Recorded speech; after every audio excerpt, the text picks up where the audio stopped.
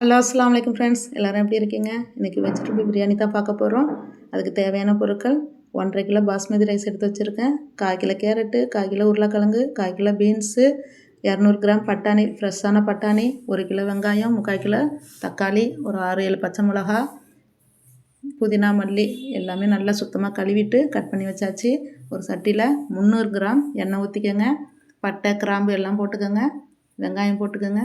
போட்டு நல்லா வதக்கிடுங்க. நம்ம எடுத்து வச்ச அரிசியை 2 களைஞ்சி ஊற்றிட்டு 3ஆவது தண்ணி ஊற்றி ஒரு 1/2 hour ஊறட்டும். வெங்காயம் நல்லா பொன்னிறமாக வதங்கி வந்துருச்சு. இந்த டைமில் 100 கிராம் இஞ்சும் பூண்டும் சேர்த்து 100 கிராம் அரைச்சி வச்சுருக்கேன். அதையும் போட்டு நல்லா பச்சை வாசம் போட்டோம். காய் பிரியாணிக்கு இந்த இஞ்சி பூண்டு போதுமானது. நம்ம கறி பிரியாணி தான் எக்ஸ்ட்ரா சேர்க்கணும். நல்லா இஞ்சி பூண்டு பச்சை வாசம் போயிடுச்சு. கட் பண்ண தக்காளி, பச்சை மிளகா, தேவையான பொருள் உப்பு போட்டு நல்லா வதக்கி கொடுத்துருங்க. வதக்கின பிறகு ஒரு 6 டீஸ்பூன் தனி மிளகாத்தூள் போட்டுக்கோங்க. நல்லா மிக்ஸ் கொடுத்துட்டு நம்ம கட் பண்ணி வச்ச காயை நான் பொடிசாக தான் கட் பண்ணி போடுவேன். அப்போ தான் பிள்ளைங்க வீணாக்காமல் சாப்பாடோடு சேர்த்து சாப்பிட்ருவாங்க.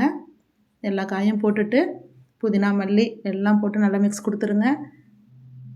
1 டீஸ்பூன் சீரகத்தூள், 1 டீஸ்பூன் மிளகுத்தூள், 1/4 டீஸ்பூன் மஞ்சத்தூள் அதையும் போட்டுருங்க. போட்டு 1 கப்பு தயிர் எடுத்து வச்சுருக்கேன், அதையும் போட்டுருங்க. அதையும் ஊற்றி விட்டுட்டு 2 சின்ன சைஸ் லெமன் புழிஞ்சு வச்சுருக்கேன், அதையும் ஊற்றி நல்லா மிக்ஸ் கொடுத்துருங்க. ஒரு 10 நிமிஷம் இந்த மசாலாலேயே காய் நல்லா பிரண்டு வரட்டும். நம்ம எந்த சட்டியில் அரிசி எடுத்தோமோ அதே சட்டியில் 1 சட்டி அரிசிக்கு 1.5 சட்டி தண்ணி ஊற்றுங்க. கரெக்டான அளவு அது. எங்களுக்கு சாப்பாடு கரெக்டாக நல்லா பொலன்னு சூப்பராக வந்துருந்துச்சு. கரெக்டான அளவு, அதே அளவு ஊற்றுங்க. நிறைய சேனலை சப்ஸ்கிரைப் பண்ணுங்கள். யாரும் சப்ஸ்கிரைபே பண்ண மாட்டேறங்க. லைக் பண்ணுங்கள், ஷேர் பண்ணுங்கள், கமெண்ட் பண்ணுங்கள். தண்ணி ஊற்றி நல்லா தண்ணி கொதி வந்துருச்சு. இந்த டைமில் நம்ம ஊற வச்ச அரிசியை வடிகட்டிட்டு அரிசியை போட்டு விட்ருங்க. போட்டு நல்லா ஒரு மிக்ஸ் கொடுத்துட்டு உப்பு காரம் எல்லாம் பார்த்துக்குங்க. இந்த டைமில் எங்களுக்கு எல்லாமே கரெக்டாக இருந்துச்சு. உப்பு மட்டும் கொஞ்சம் கம்மியாக இருந்துச்சு, போட்டாச்சு. போட்டு நல்லா கொதி வந்தோன்னே நல்லா தம் பதத்துக்கு வந்துருச்சு. அரிசியும் தண்ணி நல்லா பிரண்டு ஒத்த சிறுகு இந்த அளவுக்கு வந்த பிறகு நம்ம 2 டீஸ்பூன் நெய் விட்டு கொஞ்சம் புதினா மல்லியும் போட்டு தம் போட்டு விட்ருங்க. ஒரு 20 மினிட்ஸ் அப்படியே இருக்கட்டும்.